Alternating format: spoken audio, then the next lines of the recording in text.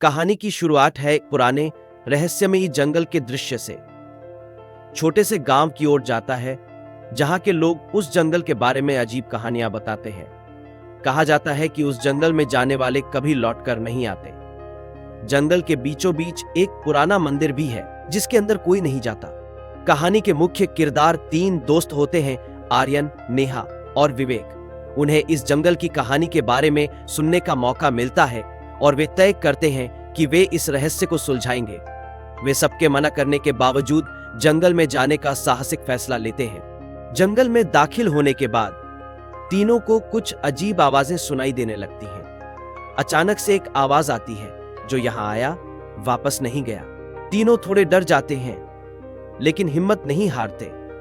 जंगल में चलते चलते वे उन अजीब चीजों का सामना करते हैं। एक उड़ने वाली छाया, टूटे हुए मूर्तियों का ढेर और एक पुराना नक्शा जो उन्हें मंदिर की ओर जाने का रास्ता दिखाता है। मंदिर के पास पहुंचने पर उन्हें महसूस होता है कि कोई उन्हें देख रहा है। वे मंदिर के दरवाजे को खोलते हैं और एक बड़ा गुप्त दरवाजा पाते हैं जो किसी तहखाने में जाने का रास्ता है। दरवाजा खुलते ही उनके सामने एक गुप्त खजाना दिखाई देता है, लेकिन जैसे ही वे खजाने की ओर बढ़ते हैं, एक आवाज आती है, यह खजाना तुम्हारा नहीं है, इसे छोड़ दो। तीनों दोस्त डर के मारे खजाने को छोड़कर पीछे हट जाते हैं, लेकिन तभी दरवाजा खुद से बंद होने लगता है। वे भागने की कोशिश करते हैं और किसी तरह बाहर निकलते हैं। वे समझ जाते हैं कि कुछ रहस्य हैं जो हमेशा गुप्त ही रहने चाहिए।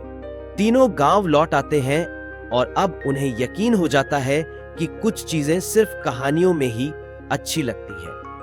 वे उस जंगल के राज को किसी से नहीं बताते और अपने अनुभव को एक रहस्य की तरह अपने दिल में छुपा लेते हैं।